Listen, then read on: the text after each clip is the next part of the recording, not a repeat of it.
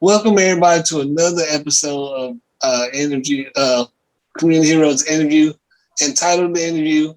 And as you know, our primary focus is to raise awareness for the special need and average population. And today we have another interesting story.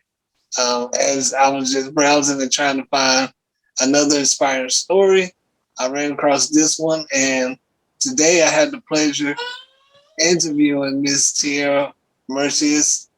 Um, how you doing today? I am well, thank you very much. Thank you. Again, like I said, I'm gonna let you unfold your story, but like I said, just from reading it, I just thought it was a good story to raise awareness on. So I'm just going to jump into it. The first thing that I always like my viewers to know is just a little bit about our guests and where they're from, and their hometown and background and stuff.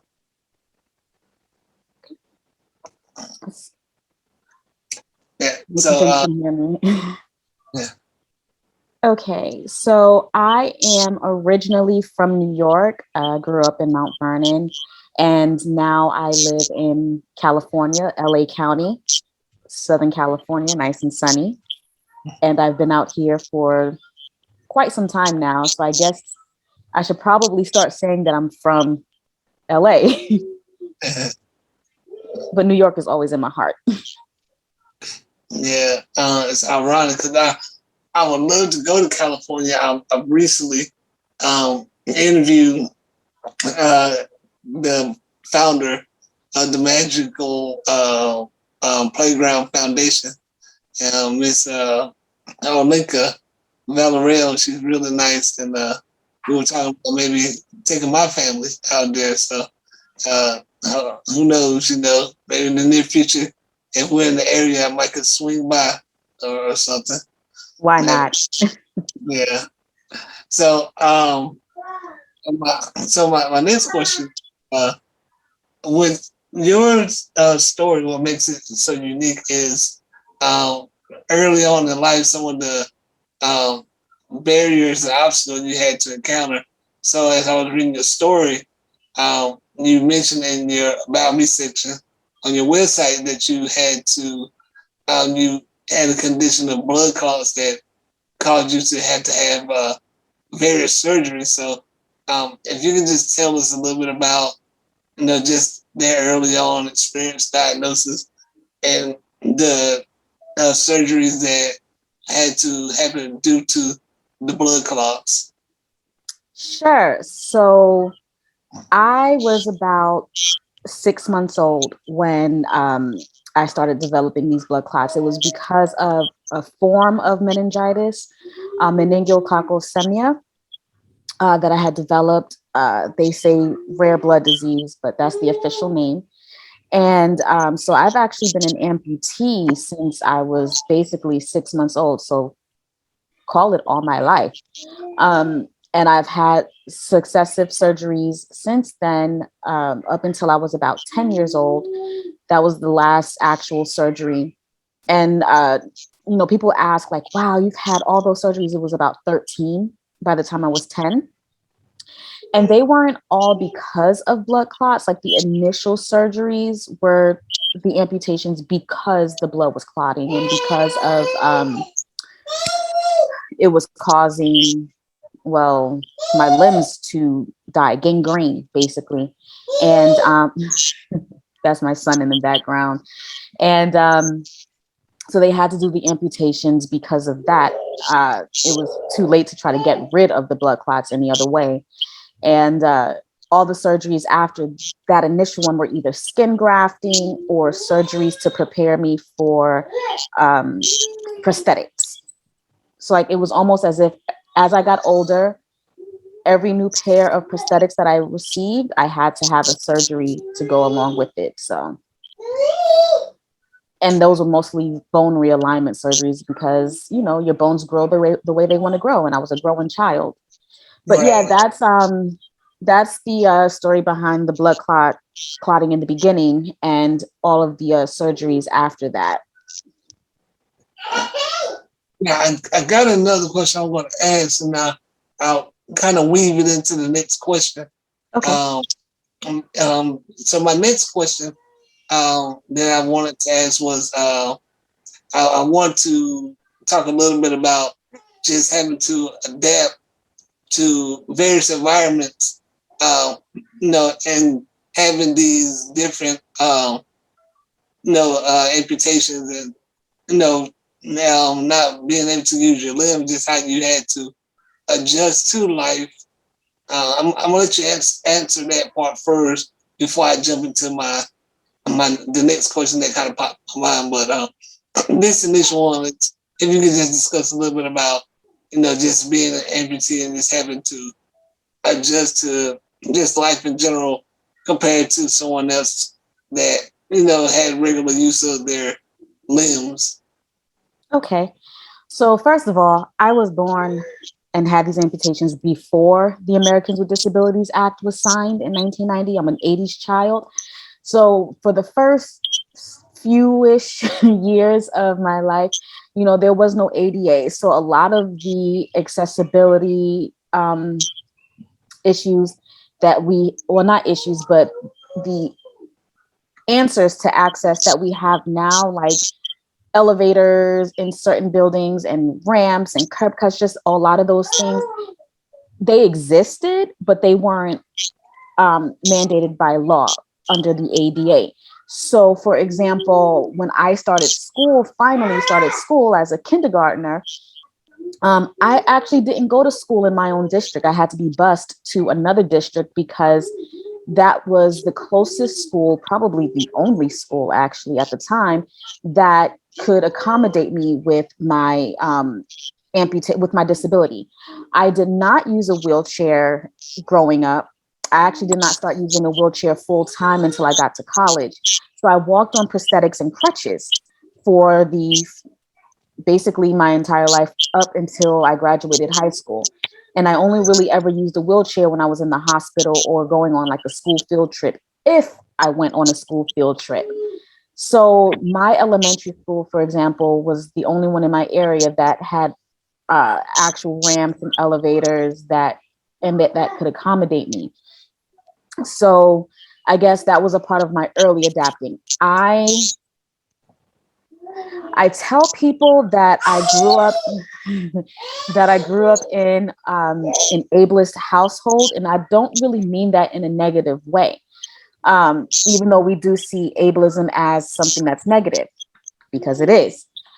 But my household was more of this sort of yes, you don't have legs, but you're normal. It was that kind of a household. So I grew up like I said, walking around on prosthetics, and I would be able to climb stairs as long as somebody was there to assist me. I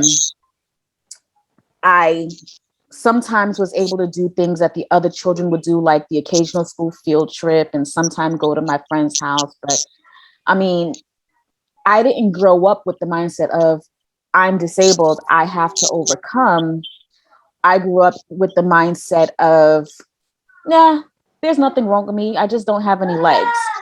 And I see how that was kind of a harmful way of thinking, because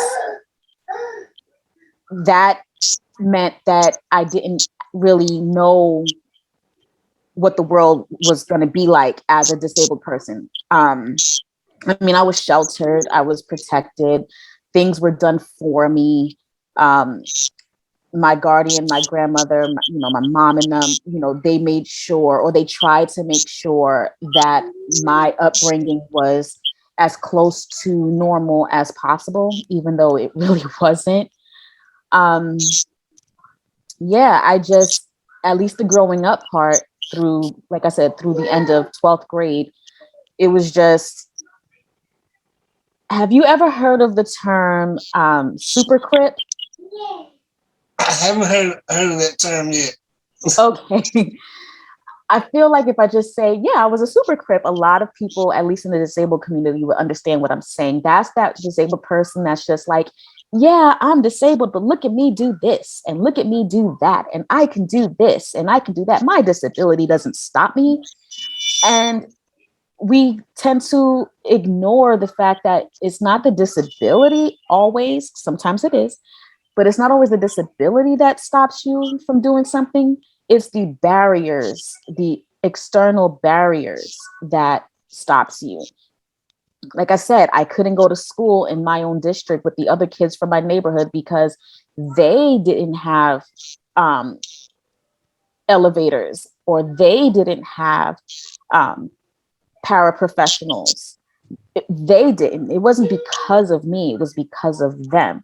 Or I didn't get to go on all the school field trips because they didn't have a bus with a lift on it, because I couldn't climb school bus steps, or because they didn't have things in place that would allow me to go on certain field trips. So I missed out on a lot.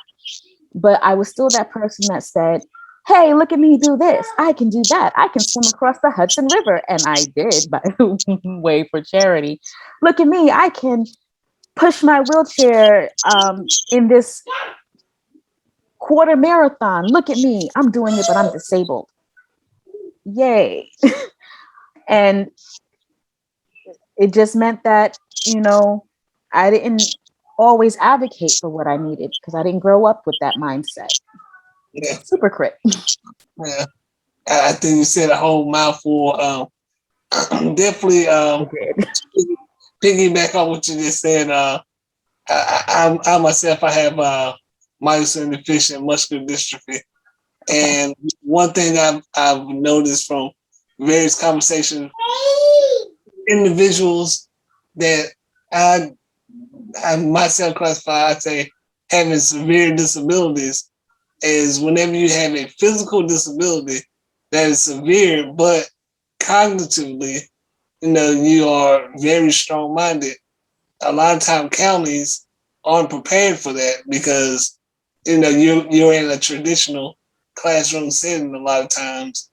And even though the concept of inclusion has always been around, but the practice of inclusion, like you just said, has not always been there. So you have those situations like yourself, someone who's pretty strong-minded cognitively, but there's still barriers. Like you said, there's a school is 2 stories, but every year they got to make sure you have a classroom that's on the first floor, which happened with me.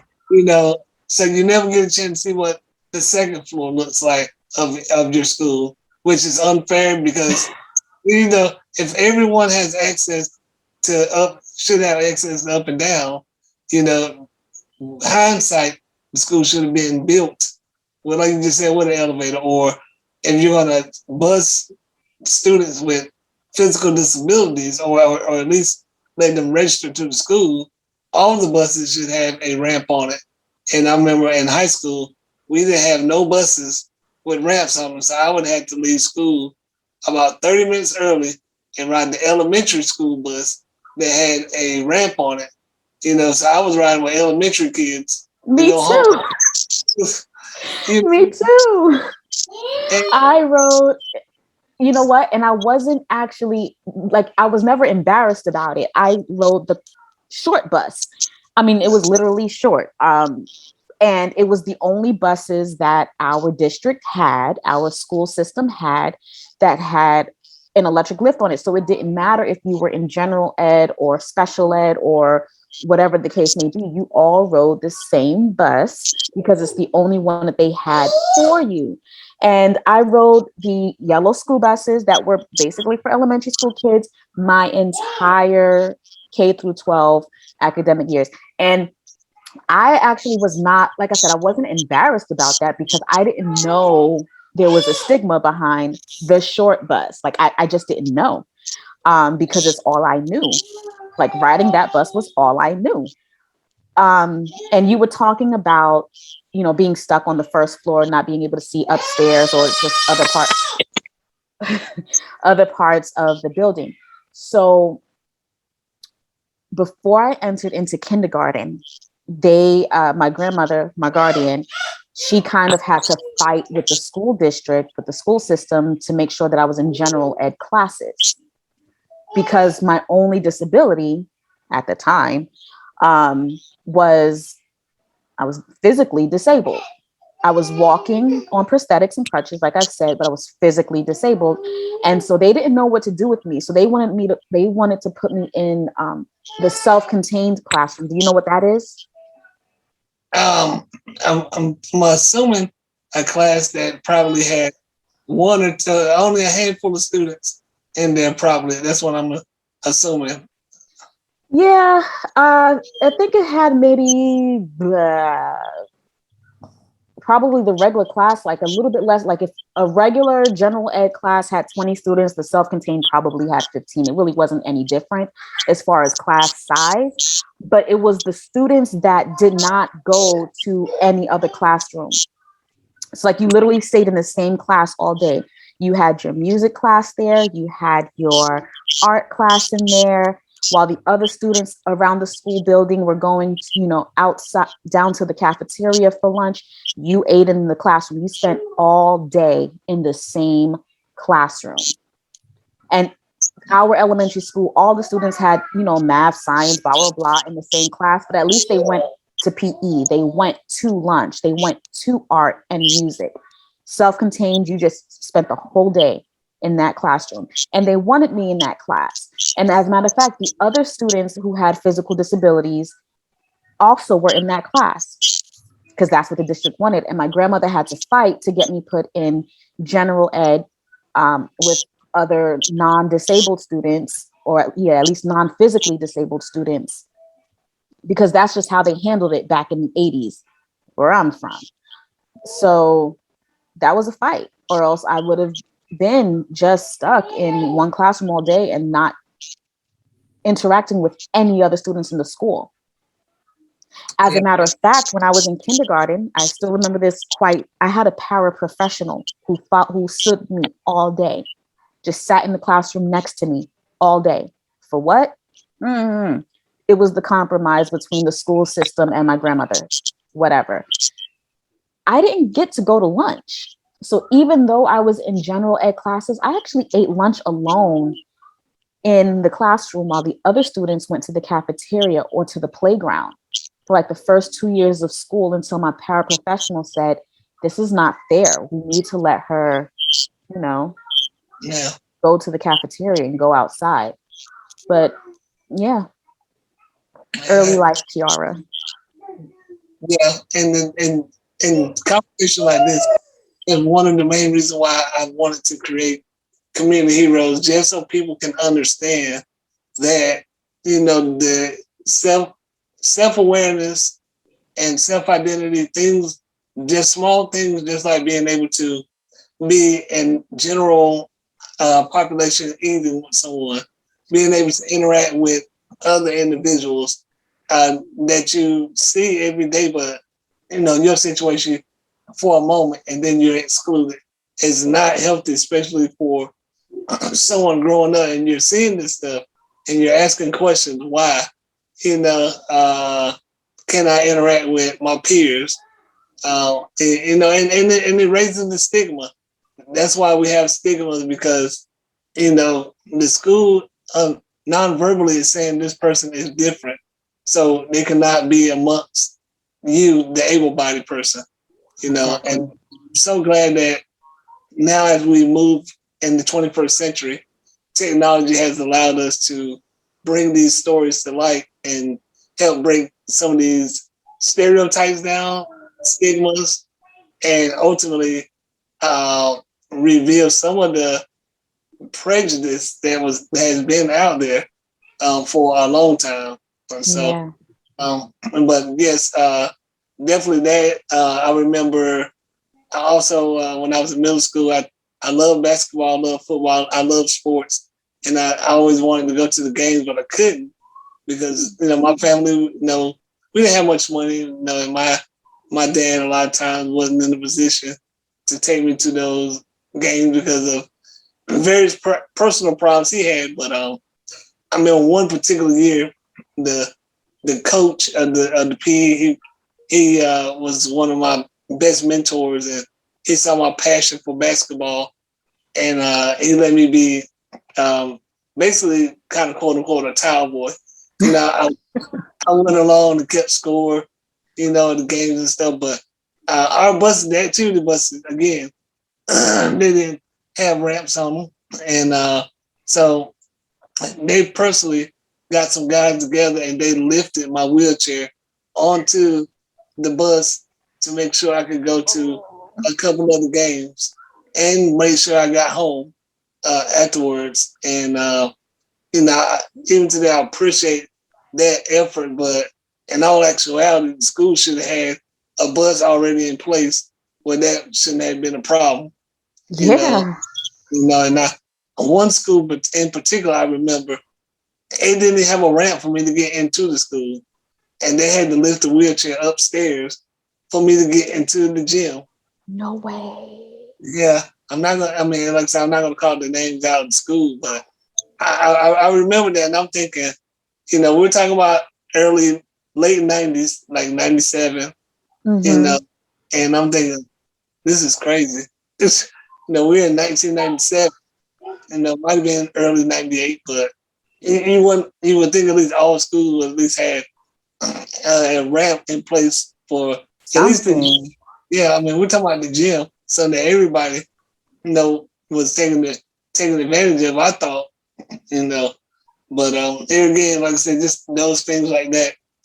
So the other part of the question I wanted to ask that's not my question is I know a lot of times individuals that have met me have made this statement, and I'm going to kind of paraphrase it, but it's kind of pretty much the same thing. A lot of time, individuals see you with a disability, and then they see your accomplishments, and they see the vibes that you have a lot of times, and they say, "Man, I truly admire you. I know who you are, what you do.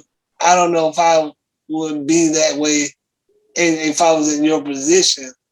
Um, and my question, I guess, was, have you ever had individuals kind of come and ask you, you know, how how do you feel, or how do you keep that mindset, and with your situation, and then a lot of times they'll say, um, no, don't you wish that you could be able to do this in my situation, get up and walk around, or they ask me, don't your back hurt sometimes? Um, so, and I know for me, this is my response, and I'll let you say and give you a reaction in a moment. But a lot of time I tell individuals, sometimes you can't miss something you never had, you know, so it doesn't really affect me. Right. You said how if it's ever happened, only all the time, Tyrone, only all the time, my entire life. Um, as far as the I admire you part, I hate that. I really do. Some people call it inspiration porn. I call it fake inspiration. Because what are you admiring, really? That a disabled person is actually outside of the house doing things that they do on a regular basis. I remember I was in my final year of undergrad and I was sitting on campus, and this person, we had an open campus, so anyone could just walk through it. Somebody came walking through, and she's seen me before. And I was sitting outside in front of one of the buildings, just outside hanging out. And she asked me if I went to that school because she always saw me there. And I'm like, yeah, actually, I'm about to graduate in X amount of weeks. And she said, wow, I admire you for that. You're graduating. You went to college. And I'm just like, yeah, I mean, so. And I could have taken it, I could have, but I didn't. Taken it as, oh yeah, I'm a black woman in USA, not a lot of money, and I went to college. Because that in itself is a feat for a lot of people. But that's not what she meant, because she brought up my disability. And it's just like, are you kidding me? Are we still pretending? And this was after the year 2000. Are we still pretending that disabled people don't lead average lives, obviously with some modifications and adaptations because of the disability, but still, you know? Um, I Yeah, I don't like it when people say that to me, if they find me inspiring because I'm leading an average or almost average life because of disability. I just don't. Um, but I mean, sometimes that's what keeps people going. And like, I hate to be that catalyst for people sometimes, but if that's what keeps you going, then whatever, let me be that. If that's what keeps you motivated to do what you want to do, I can't stop how you feel, you know? I Yeah. can't stop how a person feels when they see me. They get the warm and fuzzies. I can't stop it. And like you said, we're in the year after, late 90s, now we're in the year 2021 and it's still a thing. Um, I just feel that at this point in the decade, like we should be so integrated into society that it's just an everyday thing for you to see a disabled person out and about. Um, Not getting their wheelchairs carried up a flight of stairs or something, but we still see that. Um, People not looking at us in awe because we did something like went to the grocery store, but we still see that. Um, yeah, I don't know. I just I don't want you being the general you to see me and feel that I'm jumping through extra hoops because of my disability and therefore I should be uplifted for it. I am jumping through hoops that society have put in place because their lack of access, because their lack of actual inclusion. Um, and that's not something to be admired. Like me having to do extra work to be involved is not something that I think should be admired from like able-bodied people. I feel differently if the person themselves who's saying that is disabled because I know that they're probably living somewhat of a similar experience to me. And maybe they see the motivation in that, like, she's disabled and doing this, I'm disabled, maybe I can too. Like, it's different when it's coming from another disabled person, at least to me. Yeah. Uh, and I hope that just answered your question. I'm sorry. yeah, it did. And just to piggyback off what you just said, one of the things that I talk about and on our page when we start talking about transformation and the concept of self-identification. Like you just said, when you have someone that is in your same peer group, meaning, in the disabled population, we do need to be able to self-identify. Mm-hmm. So we can be able to overachieve. So like you said, I don't look at that as them giving us praise or anything like that. When you have someone say, I admire you from that standpoint, I think more so they're saying, thank you for showing me that, being being able to adapt to society is possible. I look at it, them actually doing that, but like I said, other individuals, I don't mind them praising me, but if you're going to praise me, let my disability. If we're doing, let's say a list of 1 to 10, my disability should be at the lower end, 9, 10. The top reasons why you admire me should be because I know I'm an educated man, I'm a homeowner, I'm a father, I'm married, I'm a man of God. You should, you should have a whole stack of other things, and then the That's not disability, disability related. yeah, and then the disability should be way at the bottom. But like you said, Exactly. a lot of individuals, beside the disability, they can't really tell you anything else that they admired you about. Beside the point that you're disabled and you got up and we're talking, they can't no other things they saw in you that they admire, and that's where the problem comes in. At on my point, so I think hopefully society will understand if you're going to praise, let's make our praise be on things that are achievement oriented that other people can do, but you just have done it better than them. Exactly. Like if you tell me that I inspired you, what did I inspire you to do? Did I inspire you to look around and try to make this society more accessible for other people, or did I just inspire you to feel warm and fuzzy in your heart because you saw me do something you didn't think I could do? Yeah. So I'm kind of jumping the gun here, but for you, I know as part of your educational background, you have your degree in law. Is it law related? I think I saw that on your webpage, something dealing with law. Yes. So I actually just graduated well, not just because it was 2018. I graduated with my Juris Doctorate. So that just means I have a law degree. I'm not a lawyer yet. I just took the bar again in July. At the end of July, I'll find out in November if I passed, which means that I can be sworn in as a lawyer. And I have a master's of education, and then, of course, my undergrad degree. So, yeah. Yeah, see I was a career student for a little while. Yeah. See. So for me, I have my master's in psychology, but I personally Have my think that BA in psychology.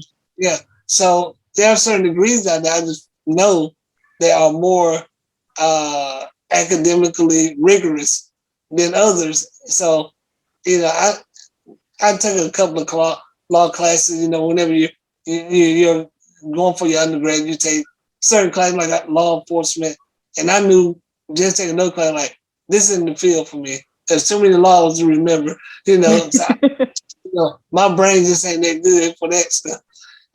So I admire people who go into educational medical field, the legal system, because it's a lot more, in my opinion, that you have to know and stuff. So that would give me one reason why when I saw what you did, I wanted to talk to you because I was like, oh man, she going to this field and be a lawyer. You got to know yourself. You're going to defend. Yeah, it's even after like law school it's a mess to say the least. Law school is a hot mess. I was lucky enough to be accepted into a school that understood that people who weren't white cisgendered men also had a shot in the school. Like my law school was founded with diversity in mind. Okay. And I appreciate that they even had, like, they had a full-time program, they had an accelerated program, and like a lot of schools, they had the part-time program, but they also had something called a please program, which was for students who had caregiver responsibilities or medical responsibilities. Oh. And we went to school pretty much part-time, but like all of our classes ended at a certain time. So we had the whole rest of the day to take care of the things we needed to do. And I appreciated that because it allowed me to go to law school, which is a very rigorous thing already. But it allowed me to go to law school in such a way that I was able to kind of sort of take my time with it, my classes ended before 12 o'clock, which meant I was able to schedule doctor appointments and do my checkups and my, just whatever I needed to do to take care of me and my disabled self. So like that was a plus, and I was lucky enough to get accepted in a sort of school. Otherwise, I don't know if I would have been able to do it. Yeah. To be quite honest, I don't think I would have been able to do it. That is that's awesome, and I know you said since you're out in California, I wonder. Well, I guess it wouldn't matter. The name of, if you don't mind saying the name of the school you went to for your jurisdiction degree, can you? Sure. I went to Southwestern Law School. It's in LA, Koreatown. That's where I got my Juris Doctorate from.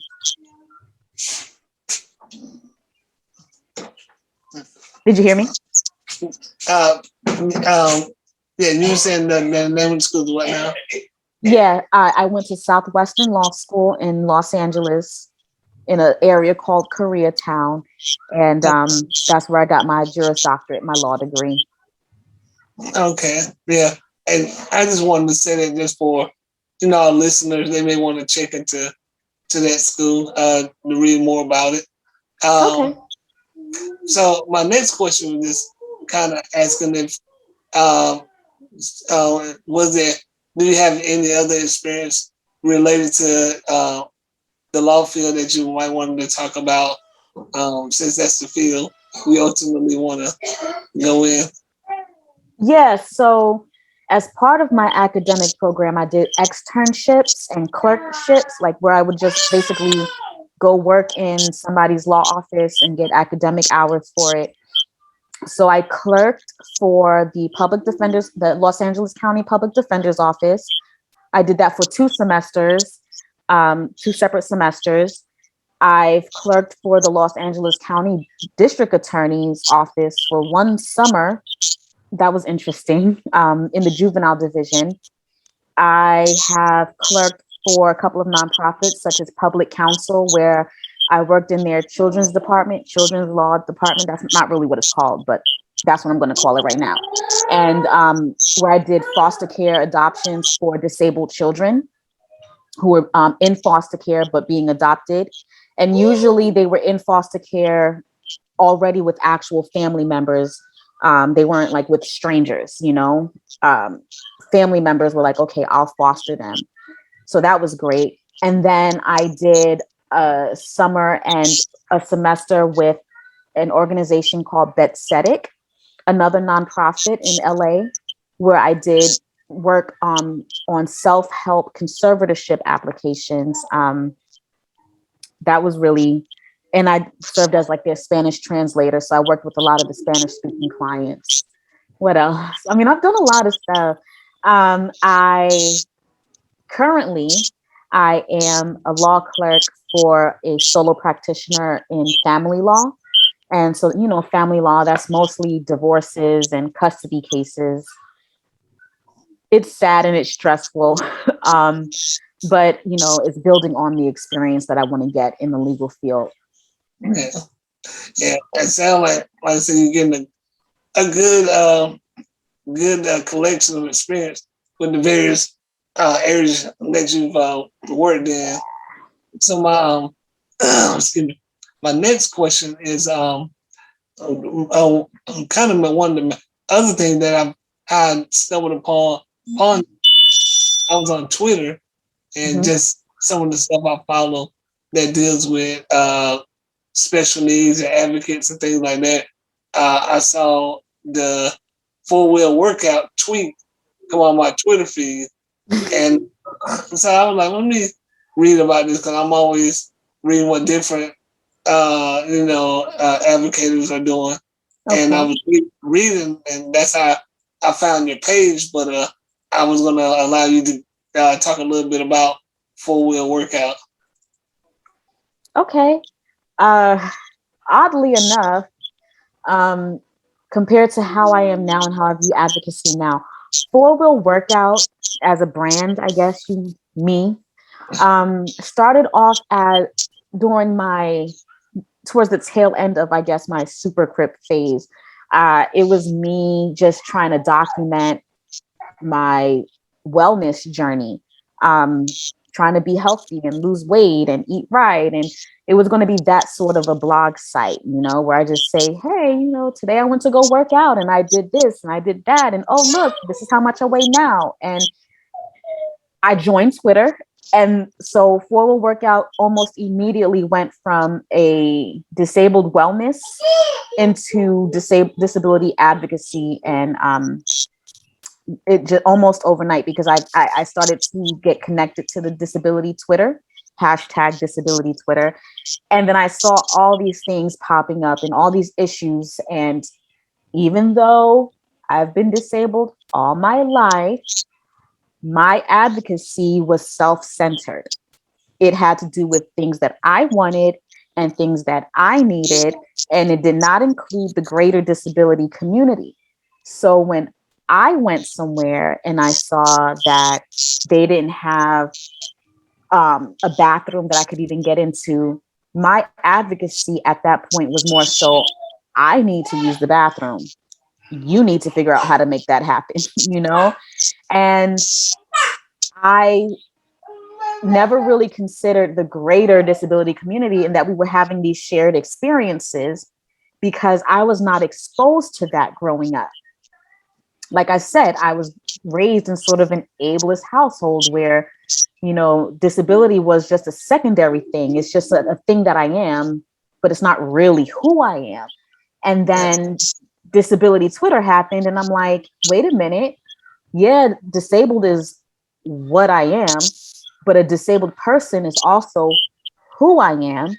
And there are all these people all across the globe who are going through very similar experiences. Why am I not talking about this? Who cares about how much weight I lost and how many pounds I just bench pressed last night? When what I should be talking about is maybe the gym is not accessible to other disabled people, or maybe, you know, getting on the bus is a problem, and these greater access needs and the stigmas that are attached with being disabled is greater than me. That's where I need to focus. And then that's how Four will work out, um, literally the site and the handle and just the brand period turned into what it is today. Okay. Exposure to other disabled people is what made me who I am today. Uh, yeah, and you're most definitely right. And again, like I said, that's kind of one of the reasons why I kind of went about forming community heroes. Really about, even though we got established officially in 2019, but something that had been on my mind really 2 years prior, and I just knew that I needed to do something to. I felt like one, leave my mark on, for when people talk about me, they could say that uh, this is what he believed in. Uh, Yeah. but but also, like you just said, I had encountered so many things that I realized is not just an issue that I'm facing, but others, from employment issues to traveling issues, um, to even now. One thing I want to really focus on in the new year is Mhm. airplane accessibility. That's one topic right now. I never flown in a plane, but as I've been following this issue, we're in 2021, and it makes no sense that we have drones, we have phones that could do Wi-Fi, steal credit card numbers. I mean, we can put a microchip on the back of a fly, but we don't have seats for a person in a wheelchair. Exactly. Uh, so, to me, it just is a nonverbal message to everyone in the special needs population, which is 1 in 4 people. Anyone could wake up tomorrow and be disabled. They're Yeah. telling us you are a second thought when it comes to airplane travel, and that's sad. And Yeah. we have the technology now where this shouldn't even be a conversation. If you are physically disabled, you should have a designated spot on an airplane, and you shouldn't have to worry about your means of mobility being damaged and not being paid for. you Yeah. know. But as is so often the case, even outside of air travel, uh, disabled people are almost always a second thought. Um, just period. You know, I tell people that it's only been like maybe half a century, 50 years or so, that we've been fully, air quote, fully integrated into society, because before a lot of these legislations pass, as far as like As far as like IDEA, the Education Act, the ADA, plus the amendments, the Rehabilitation Act of 75. Like before a lot of this legislation happened, disabled people were relegated to being just at home or institutionalized. So, and you, like I said, it's only been a maybe 50-ish, maybe a little bit more years since that has happened. So people who were alive while we were still, hidden away in the corner are, they're alive now, and it's still not something that they think about. They're like, oh wait, you're outside? Yeah, I am. And since I'm outside, I like to travel. And I would like to travel without a broken wheelchair. And I would like to travel safely, or I would like to do this. And this list of things. Yeah. That's something. So I definitely understand how you had that, like you just said, that eye-opening experience with your 4-wheel workout website. And like I said, anyone that watching this video, definitely just go and check her site out and support that site. Going to my next question, Okay. and it kind of falls into that.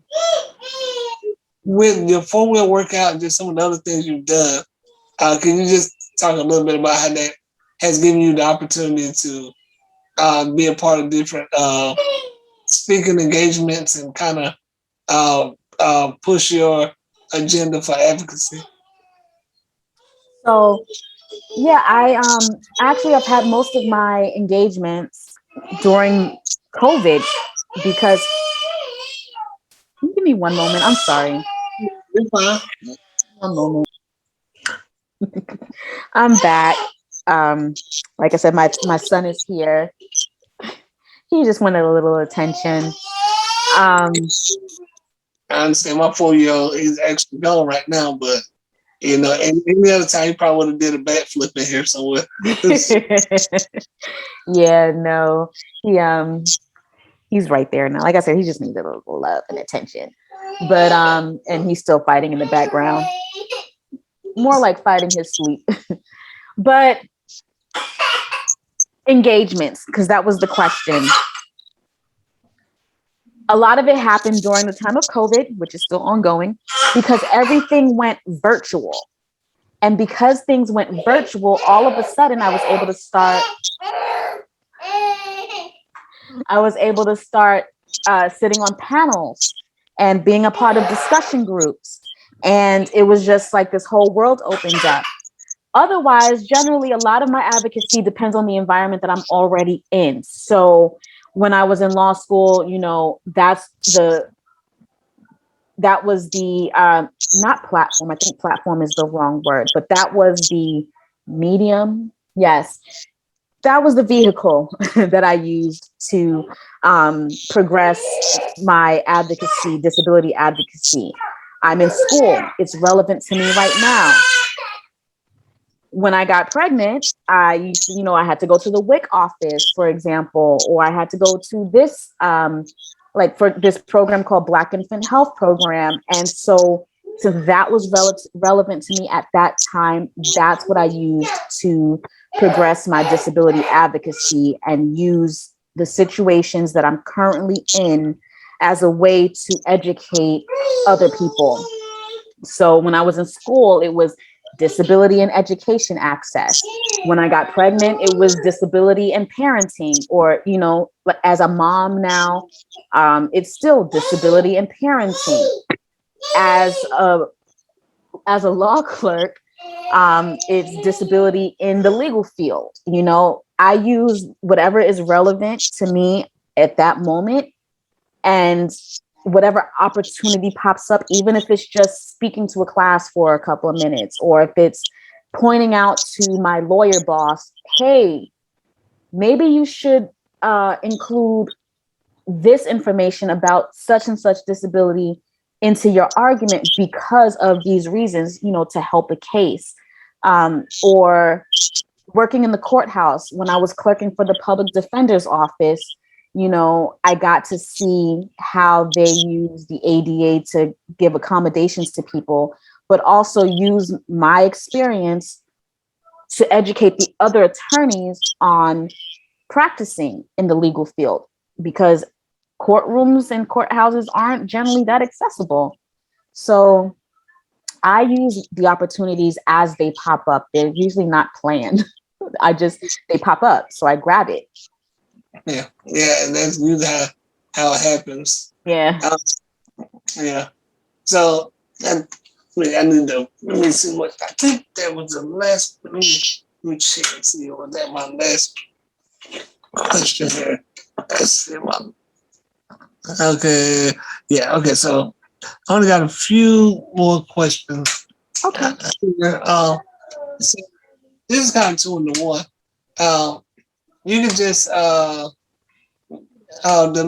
next two questions are basically just could you let our listeners know, for one, where they could find you and connect with you, and if there's any resources that you wanted to maybe share during this time, you can do that.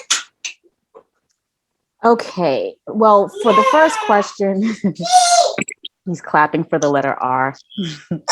For the first question, as far as where to connect with me, you can always go to my website at www.4wheelworkout.com,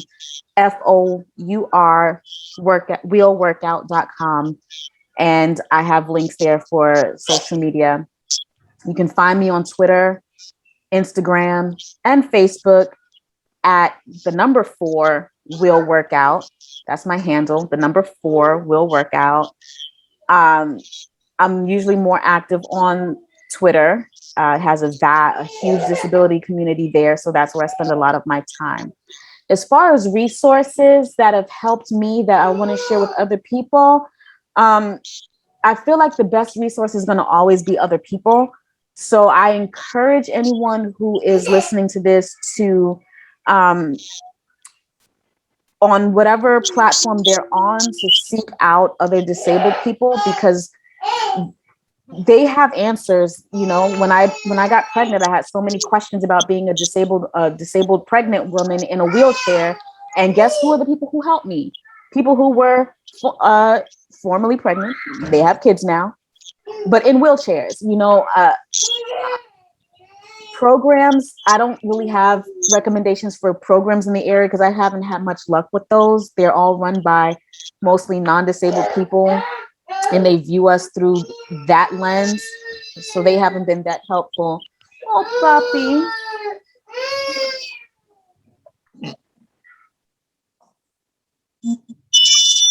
I guess he was over it.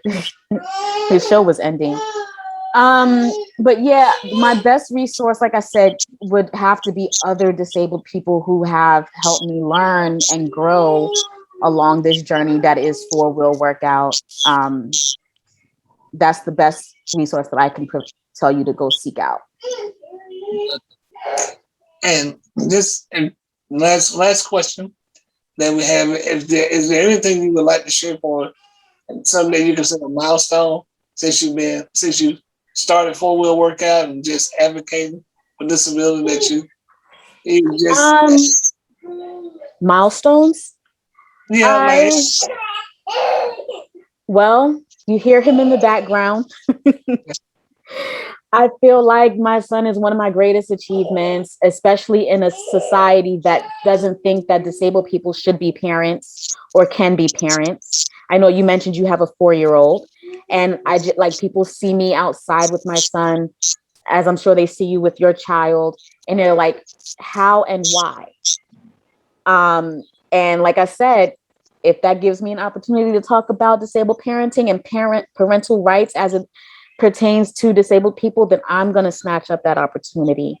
Another achievement, I guess, or milestone is I had started to get involved with contacting local representatives in politics. And I had a chance to sit down with my representative out here and talk about some legislation that was going through the works a few years ago, 2017, 2018. As far as the Americans with Disability Act, they were trying to get that. Some people just want that to go away because they think that it's all frivolous lawsuits when we file lawsuits. And I think one of the best things that happened, at least for me, is I sat with my representative, and he was honest about it. He was like, I'm a huge supporter of the disabled community, and I thought that this legislation was helpful, but also I didn't read it in detail. And now I know that I'm voting no on this. And he did vote no because I followed up and I checked the representative website.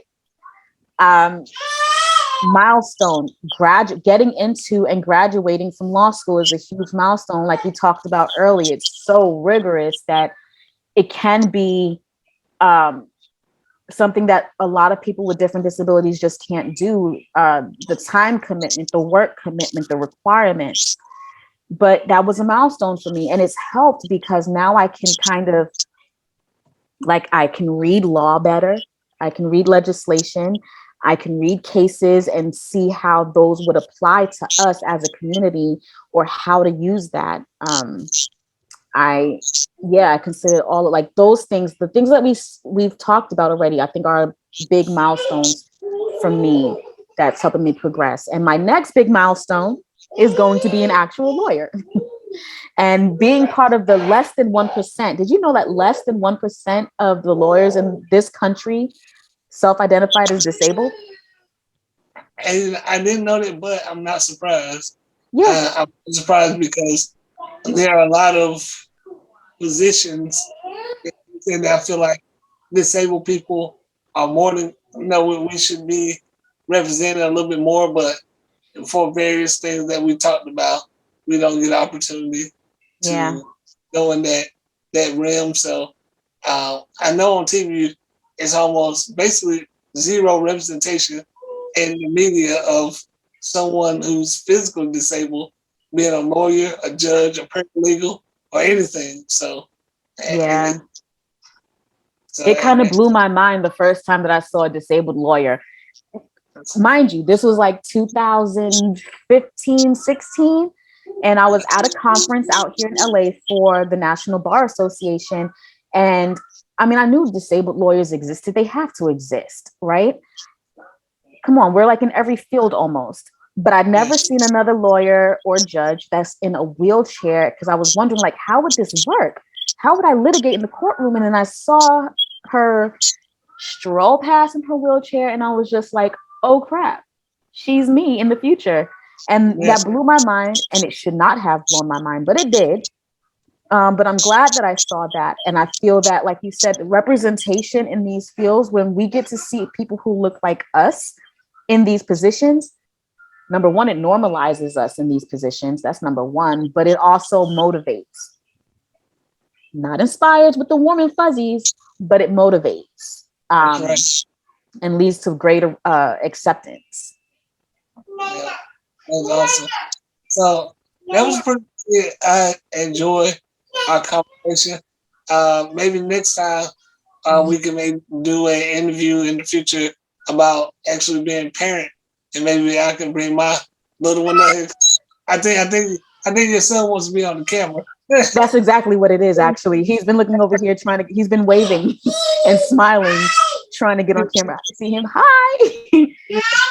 He loves to be on camera. So maybe we can do that in the future. Yeah. Okay. Well, again, thank you so much. Okay, listeners. I hope you enjoyed this interview as much as I did with Tiara. And remember, she gave you all her information. Please check her out, follow her, give feedback, and check us out. Remember, go to our YouTube channel, Facebook, all those things, and we will see you again on another interview with Community Heroes. Thank you for looking. Bye. Thank you, Tiara. Thank you.